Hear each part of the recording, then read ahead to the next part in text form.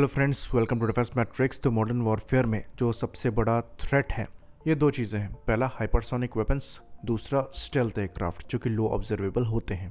तो इन दोनों ही सिस्टम से बड़ा खतरा है और ज़्यादातर कंट्रीज़ तरीके देख रही हैं इनको काउंटर करने के लिए। स्टेल्थ क्योंकि यहाँ पर डिटेक्शन लेट है इनका, इसलिए ये थ्रेट बन जाते हैं। वहीं पर हाइपरसोनिक क्योंकि स्पीड यहाँ पर इतनी ज़्यादा है तो नॉर्मल डिटेक्शन भी थ्रेट बन जाता है क्योंकि रिएक्शन टाइम आपको ज़्यादा मिलता नहीं है। तो दोनों ही केस में जो इम्पोर्टेंट फैक्टर है ये अर्ली डिटेक्शन है।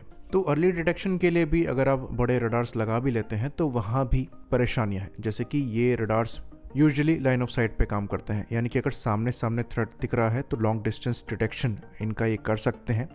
लेकिन अगर टारगेट लो फ्लाई कर रहा है या फिर टेरेन सामने आ गया है रडार, तो वहाँ पर लॉन्ग रेंज डिटेक्शन पॉसिबल नहीं है। तो इसके लिए जो सॉल्यूशन है ये ओवर दी होराइजन रडार्स हैं, इनको OTH रडार भी कहा जाता है। तो इन रडार से क्या होता है कि अगर टारगेट लो फ्लाई करते हुए अपने आप को अर्थ के कर्वेचर में छुपाने की कोशिश करता है तो ये उनको भी डिटेक्ट कर सकते हैं। साथ में अगर टारगेट टेरेन मास्किंग भी कर रहा है तो उनको भी डिटेक्ट किया जा सकता है, क्योंकि यहाँ पर जैसा कि नाम सजेस्ट करता है होराइजन के ऊपर से डिटेक्शन हो रहा होता है, जिसके लिए इन रडार्स को आपको हवा में लटकाने की ज़रूरत नहीं है।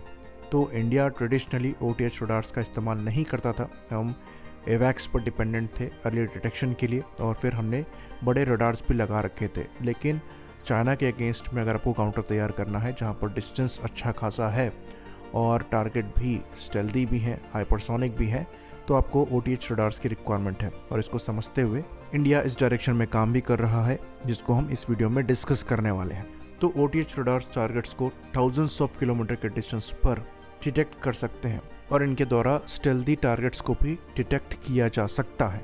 तो बेसिकली ये काम कैसे करते हैं? तो दो तरीके हैं। पहला स्काईवेव या फिर बैक स्कैटर को यूज़ करना। तो यहाँ पर हाई फ्रिक्वेंसी को, जो कि 3 से 30 मेगाहर्ट्ज की हो सकती है, इसको सीधे ऊपर की तरफ छोड़ा जाता है। ये वेव आयनोस्फीयर को हिट करते हैं और फिर बाउंस बैक करते हैं और ग्राउंड की तरफ आते हैं। तो ये उस तरीके से हो जाता है जैसे कि ऊपर से ही ये फ्रिक्वेंसी छोड़ी गई हो, और इसलिए अर्थ का कर्वेचर और टेरेन आपको नहीं बचा पाता है इनसे डिटेक्ट होने से। फिर जब ये वेव टारगेट से टकराती हैं तो सिमिलरली बाउंस बैक करती हैं और रिसीवर के पास पहुंचती हैं। दूसरा जो तरीका है इसमें सरफेस वेव का इस्तेमाल किया जाता है, जहाँ पर लो फ्रिक्वेंसी की वेव को नीचे की तरफ ही छोड़ा जाता है और ये ओशन के ऊपर डिफ्रैक्शन का इस्तेमाल करते हुए अर्थ को हग करते हुए आगे मूव करती हैं और टारगेट को डिटेक्ट करती हैं। हमें जो यूज़ करने हैं ये स्काई वेव कॉन्फ़िगरेशन वाले हैं, जो कि हाई फ्रिक्वेंसी का इस्तेमाल करती हैं। तो यहाँ पर हाई फ्रिक्वेंसी का यूज़ करने की वजह से परेशानी है कि जो टारगेट रेजोल्यूशन है वो बहुत अच्छा नहीं होता है। तो यहाँ पर टारगेट आप डिटेक्ट तो कर लेंगे, लेकिन अगर आप उस पर मिसाइल गाइड करने की बात करेंगे तो वो आप नहीं कर सकते। तो इसलिए ये रडार अर्ली वार्निंग के लिए इस्तेमाल किए जाते हैं और ये प्रॉब्लम आपकी ये सॉर्ट कर देंगे कि अगर आपको हाइपरसोनिक मिसाइल को डिटेक्ट करना है या फिर स्टेल्थ एयरक्राफ्ट को डिटेक्शन करना है तो वो ये काम करवा देंगे, लेकिन उन पर वेपन गाइड करना है वो अलग चैलेंज है, वो ये नहीं करा पाएंगे। तो ये पहला पार्ट भी काफ़ी ज़्यादा क्रूशल है और इसीलिए हम इस पर काम कर रहे हैं। और कुछ रिपोर्ट्स आ रही थी पिछले साल से ही कि इंडिया द्वारा रशिया से फ़िलहाल container S over the horizon radar जो है लिया जा सकता है, जिसको लेकर गवर्नमेंट टू गवर्नमेंट डील हो रही है। तो काफ़ी प्रिसाइजली ये बात कही गई थी कि यहाँ पर गवर्नमेंट टू गवर्नमेंट डील हो रही है, लेकिन ऑफिशियली इस पर कोई वर्ड नहीं आया था। तो ओवर दी होराइजन रडार इतना इजी नहीं होते हैं बनाने के लिए, आपको किलोमीटर्स में एरिया चाहिए इनको स्टैब्लिश करने के लिए। तो जो कंटेनर S है ये 3000 किलोमीटर की रेंज में टारगेट को देख सकता है और करीबन 100 किलोमीटर एल्टीट्यूड में टारगेट का डिटेक्शन कर सकता है और यहाँ पर 240 डिग्री की कवरेज मिल जाती है। इसके साथ फ़ायदा ये है कि यहाँ पर जो ट्रांसमीटर है और रिसीवर है ये डिस्टेंस पर होते हैं, एक साथ नहीं होते हैं, तो जैम करना इनको काफ़ी ज़्यादा मुश्किल है और कहा जाता है कि ये S-400 के साथ फंक्शन कर सकते हैं। वहीं पर कुछ रिपोर्ट के हिसाब से जो दूसरा ऑफ़र है ये Israeli ELM 2040 over the horizon B radar का है। तो इस केस में क्या है कि AESA टेक का इस्तेमाल किया गया है, जिसकी वजह से यहाँ पर बेहतर डेटा प्रोसेसिंग है और डिटेक्शन और भी ज़्यादा एक्यूरेट है।